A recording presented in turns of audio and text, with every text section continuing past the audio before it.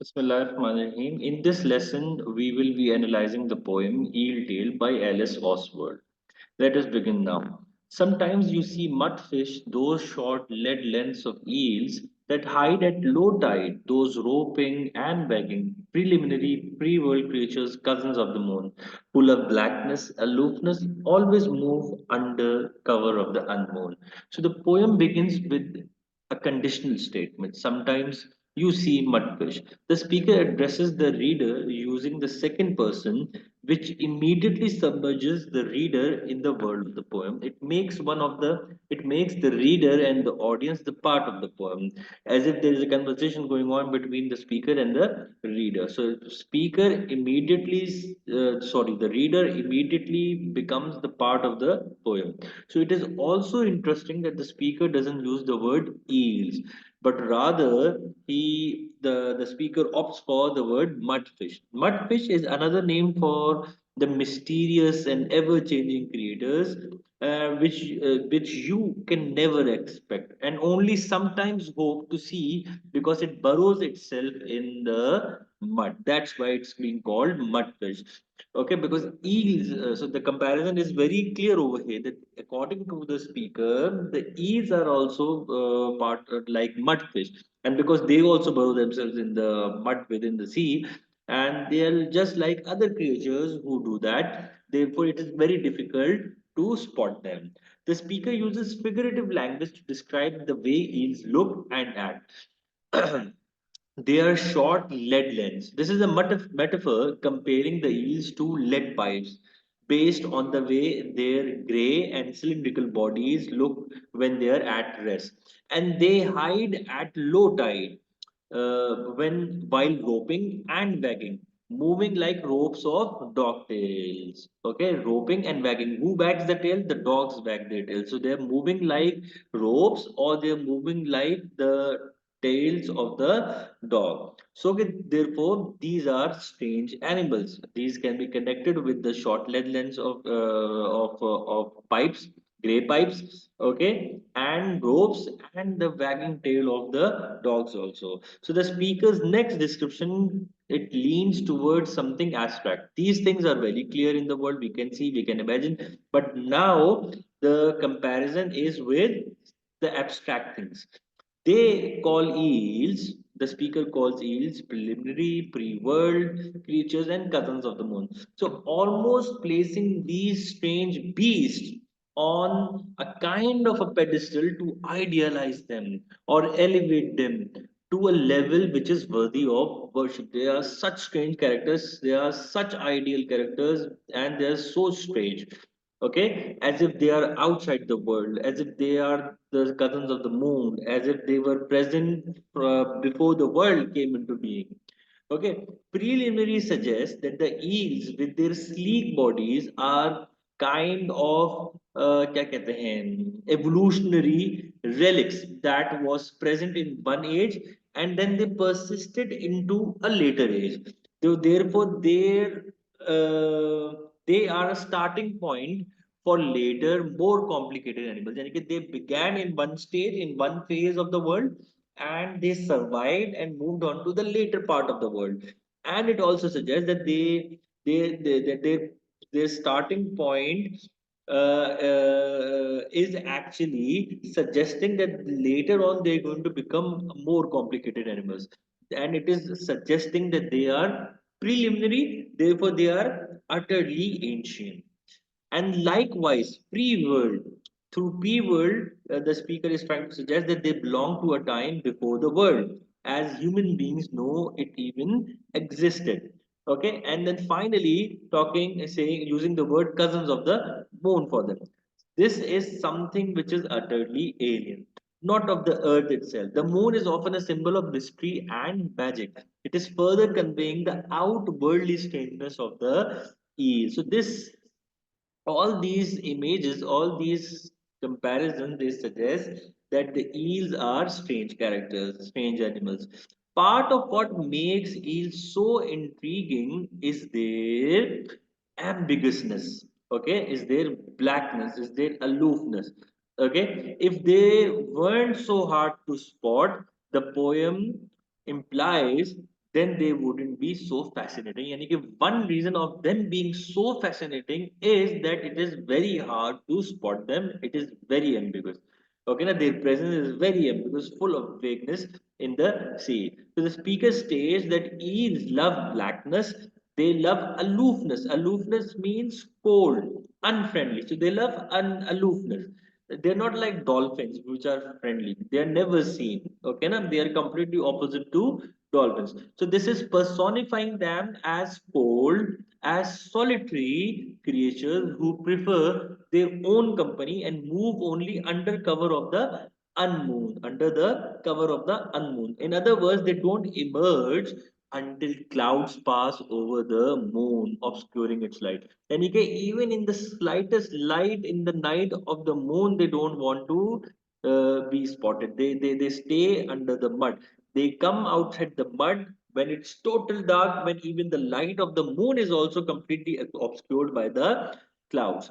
Now notice the hissing sibilance of blackness and aloofness. It evokes the eel's swift and slippery movements. So the poem is filled with sound devices that bring its slippery imagery to life.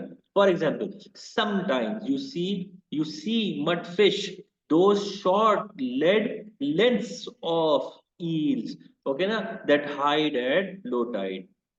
Okay, so sibilants are the s and sh sounds, and these sounds cast an ugly and eerie and scary hush over the poem, with the L sound, which is evoking the creature's smooth and fluid motions. Okay, so there is assonance also over here, which is found in lead and lens. The E sound in leads and the S sound in lens.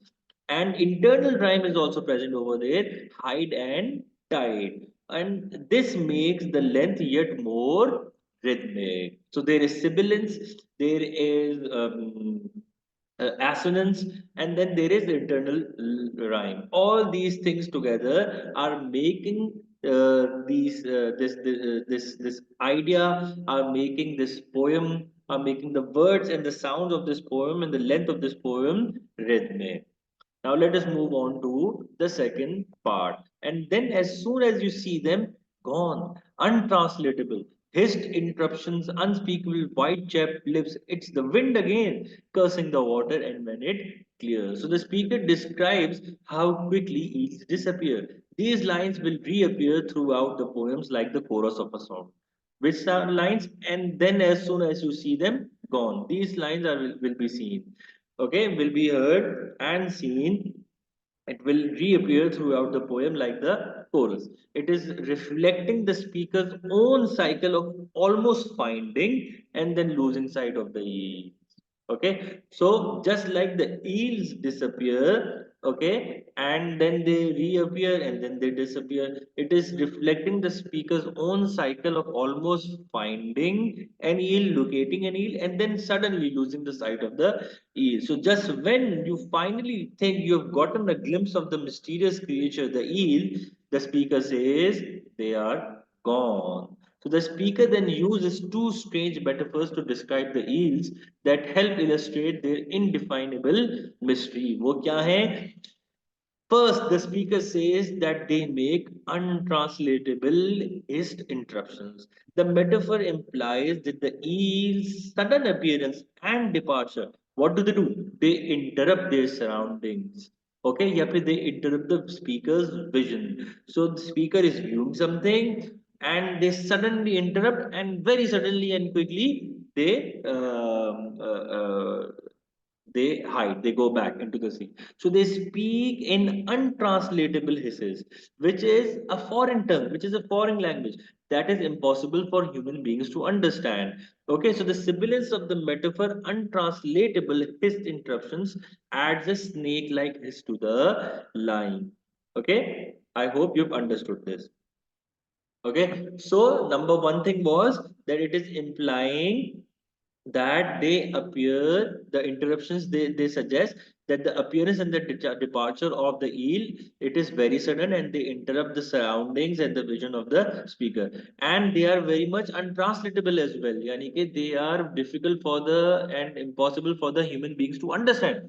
It is impossible for the human to understand when did they come and when did they went back. Okay, went away. When did they get lost? Then the speaker describes the creatures with unspeakable wide chapped lips. Now, chapped lips, they're broad and then chapped cracked lips. Wide, broad, chapped lips, cracked mouths. Okay, unspeakable can be read in a few ways. Kaise? The eels themselves cannot speak. Unspeakable, the eels cannot speak themselves, at least not in words that humans can understand. Or perhaps this means that the people cannot adequately describe the eels in human language. It is difficult for people to describe adequately the eels in human language. Unspeakable can also refer to something that is too terrible to talk about, suggesting that the eels are utterly ugly and alien. Now, because the human beings have not spotted the eels too much, and because the eels have are very strange animals, so the speaker do not have enough vocabulary bank which is adequate enough to describe the eels in human language. That is second understanding. The first understanding was that the eels cannot speak, and the second one was that the people cannot adequately describe the eels in human language, and then the third one is that the unspeakable can also refer to something that is too terrible to talk about, which is suggesting that they are utterly ugly and alien. Then there is parallelism also between the words untranslatable, un, able and able and then able over there. This contribute to the poem's calming and beating rhythm. You remember previous rhythm when there was sibilance and then alliteration and assonance, all of them together. Over here, the parallelism between the words untranslatable and unspeakable, they contribute to the same poem's calming and beating rhythm while simultaneously explaining just how impossible eels are to describe. So the speaker also notes how easy it is to mistake the eels for something else. They disappear so quickly that an onlooker might think the ripples left behind are merely the result of wind again cursing the water. It's the wind again cursing the water and when it clears. So whenever they spot it, an eel, it disappears so quickly that because of the disappearance of the eel, the ripples which are left behind, they might result, they might end up in the onlooker thinking that that rippling effect is not because of the eel coming up and down and going back down quickly, but it is because of the wind which is cursing the water. Again, there is a personification which makes the natural world here seem hostile because the natural world is cursing the water. The wind sways at the water or wishes it harm. Okay, so it feels as if somebody, if it is someone is cursed at, swayed at, is in a way, yani ke, is being shown some type of hostility. So the way this other person reacts to that hostility is the same way the eels are reacting to the hostility of the earth's and the winds swaying at the water. Let us move on to the next lines. You keep looking and looking for those underlurkers, uncontrolled little eddies. When you lever their roofs up, they lie limbless, hairless, like the bends of some huge plumbing system, sucking and sucking the marshes, and sometimes it's just a smirk of ripples. At the beginning of the second stanza, the speaker addresses the reader directly once more.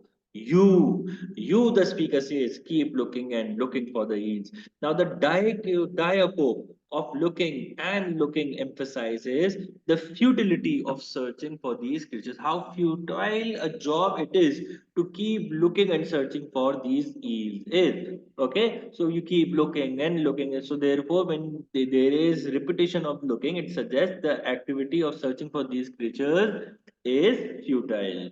Now, once again, you must note the speaker doesn't name the eels directly. They call them underlurkers, creatures that lie in wait beneath other objects. They are lurking under other objects. So this is using another metaphor. Through this using of another metaphor, the speaker calls them uncontrolled little eddies. Eddies, whirlpools. So they are little uncontrolled whirlpools, which is a reference to the way they speed through the water, leaving little whirlpools or ripples behind them.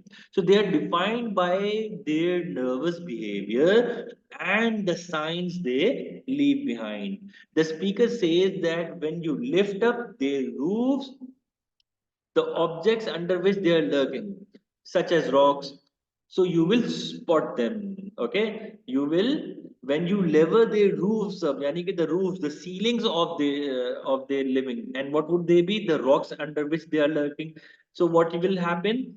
They lie limbless, headless, like the bends of some huge plumbing system, sucking and sucking the marshes, and sometimes it's just a smirk of ripples. So you will stop them. They will lie over there limbless and headless. And again, there are no limbs of this animal eel, and they are completely smooth skin suggests that they are completely hairless.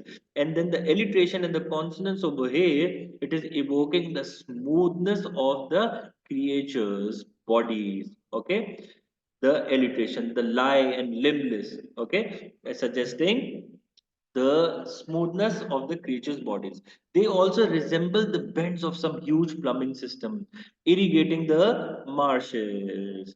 Okay, the eels are so mysterious, so alien that even at rest, when they are not moving or swimming away, they still don't look like normal animals, but are instead closer to pipes and machinery. The diacope, the second diacope of sucking and sucking, it echoes that of looking and looking. It is echoing that previous diacope of looking, looking from the first line of the same stanza. It is again conveying a sense of relentlessness. You keep on looking for them, you keep on looking for them, but you do not find them. There is enjambment in these lines. The enjambment of these lines, they mirrors the that mirrors the swiftness of the movement of the eels. When you lever their roofs up, they lie limbless, headless, like the bends of the summit to its plumbing system, sucking and sucking the marshes, and sometimes all these lines are in jam. So there are no real pauses here. The poem just keeps snaking down the page. This enjambment conveys both the relentlessness of the speaker's search for the ease and the way the creatures constantly slip out of reach. Yeah, yani कि if the creatures are constantly slipping out of the reach, on the other hand, the speaker is also completely relentless. The speaker is also not giving up. He is also continuing to look and look. He's also continuing to search and search for them. Both of them are completely relentless, not tiring. Okay, now they constantly slip away, and the speaker continues to search for them. Okay, and then as soon as you see them, gone again, untranslatable hints, hissed interruptions, unspeakable white chapped lips. It's the wind again, bothering the reeds, and when it clears, you keep looking and looking for those backlashes, water wicks. The speaker repeats the lines that concluded the first stanza with some minor variations. This repetition this repetition highlights the futility of the speaker's search. He's been looking, okay, na? He's been looking for them, and then as soon as you see them, they are gone. That's happened previously as well, and they're untranslatable. His interruptions, okay, they interrupt the water and then they go back. They're unspeakable, okay, and it's a win again. Okay, so this repetition of the lines, it suggests the futility of the speaker's search. Again, the speaker points out that just when you think you have spotted these characters, these creatures, they are gone. Indeed, upon hearing those untranslatable hissed interruptions, you might simply think it's the wind again. So instead of saying that the wind is cursing the water, now the speaker says that the wind is bothering the reed. There's a slight changeover. Previously, it cursed the water. Now it is bothering the reeds which are coming out of the water, which is a somewhat gentler personification of the wind rustling around the eel's watery habitat. Previously, it was cursing. It was a bit violent. Now it is gentle personification of smooth wind which is rustling around the watery habitat of the eels, and that habitat how to find out that it's a habitat when you will find the reeds coming outside the water. So once the wind has settled down, Okay, once the wind has settled down, you keep looking, and when it clears, yani ki the wind, when the wind stops bothering the reeds, and when it clears, you keep looking and looking for those backlashes waterways, you keep looking and looking for the eels. It is a process that leads to no more fruitful results than it did the first time around, yani ki as previously it was fruitless, this time also it is again fruitless. This time the speaker calls the eels backlashes, which is a word which means to describe the way eels can move backward through the water. Backlashes, a word meant to describe the way eels can move backward through the water. Okay, so backlashes, the eels can swim backward also. Okay, or perhaps to the way that they create ripples in their wake as they swim ahead. And as they swim ahead, they create ripples at the places which they swam before. They're creating ripples in their wake. Okay, so again, creating the because giving us the sense of backlash, meaning going back. So it might have two meanings over here. Number one, the movement of the movement of the eels, the way they can move backward through the water, and the way they create ripples in their wake as they swim ahead. So they're also water wicks. Water wicks is a metaphor that draws a parallel between the rope-like wicks of candles and the eel's thin bodies. Wicks are the threads of the candles. Okay, so the metaphor, it is drawing a parallel between the rope-like wicks of candles and the thin bodies of the eel. Next stanza. You keep finding those sea veins still flowing, little cables of shadow, vanishing dream lines, long routes of penumbra, but they just drill down into gravel and dwindle as quick as drips, and then as soon as you see them gone, and then as soon as you see them gone. Untranslatable hissed interruptions, unspeakable white chaplet. It's the wind again, pushing on your ears, and when it clears. So the speaker next describes the eels as sea veins. Again, a metaphor that speaks to their long, thin bodies and also suggests that there's something vital. There is something vital about their presence in the ocean. The way the veins are the vital part of the body, in the same way, these eels are also thin, and smooth as veins, and also as vital as the veins in the human body. So their presence is also vital in the oceans. So if they are veins, then the sea's life force flows through these creatures, because our life force, which is our blood, it flows through our veins. In the same way, if the eels are going to be the veins of the ocean, then the life force of the sea would be flowing through these creatures. This is again taking these eels to a pedestal, idealizing these creatures. The following methods are all deeply abstract, but they share a common idea.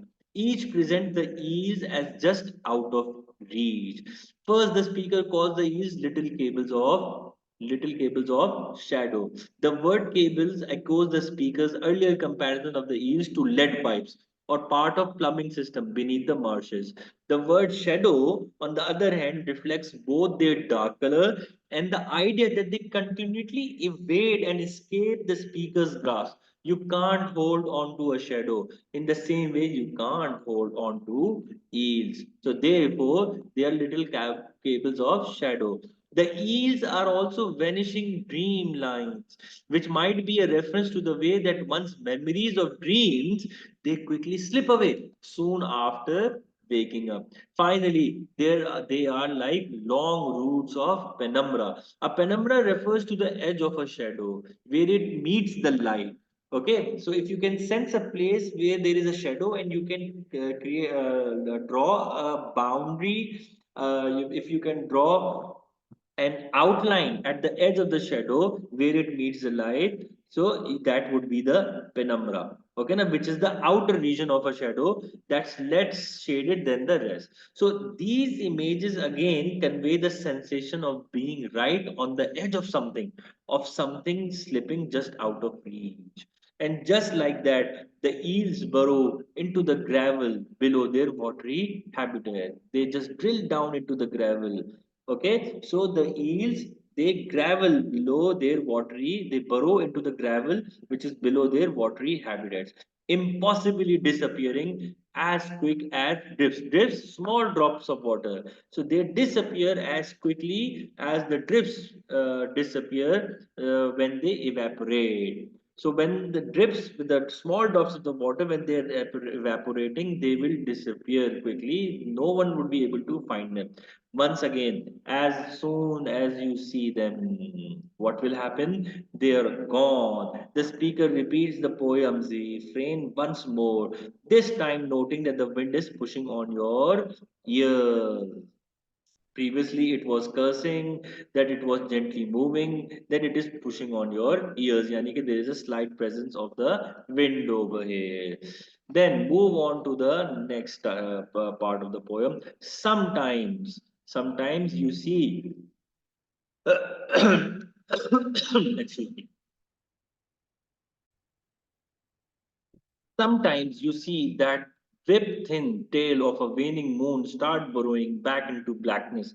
And then, as soon as you see her, and then as soon as you say so, gone. Earlier in the poem, the speaker described eels as cousins of the moon. Now, in the poem's final moments, the speaker imagines spotting one that looks like the whip thin tail of a waning moon.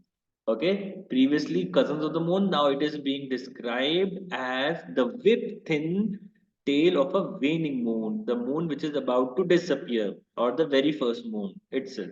Okay, so this metaphor evokes both the eel's physical appearance and the fact that they always seem to be waning, slipping away. Indeed, every time the speaker glimpses eels, they are in the process of disappearing. As soon as the speaker sees the eel's tail, it has already started burrowing back into blackness. The B alliteration makes this phrase sound heavy and blunt, evoking the swift, forceful motion of the eels as they tunnel into the dark, burrowing back into blackness. Okay, swift happening very, it's heavy, the alliteration is heavy and it is blunt. Okay, and burr is a plosive sound as well.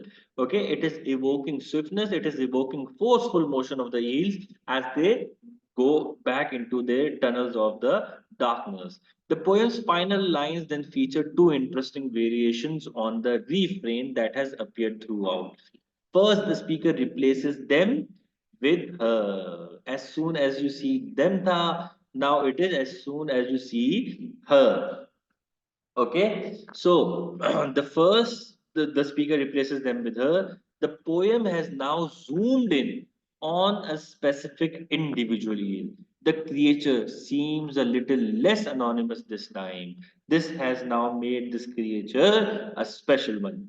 Then the speaker just doesn't jump straight from, and then as soon as then as soon as you say, wait a minute.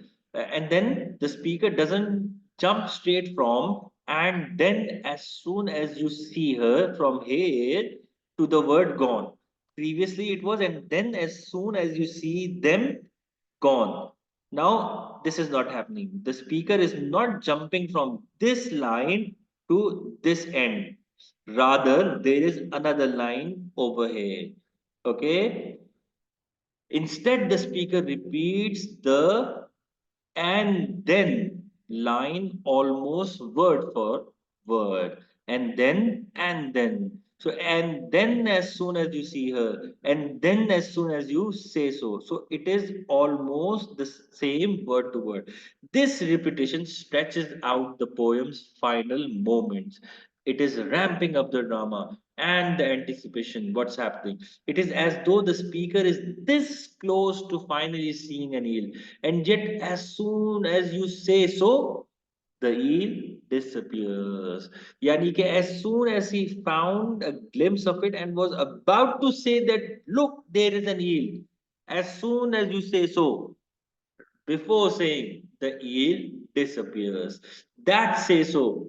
That say so is a new phrase in the poem. The creature slips away before you can say there is an eel.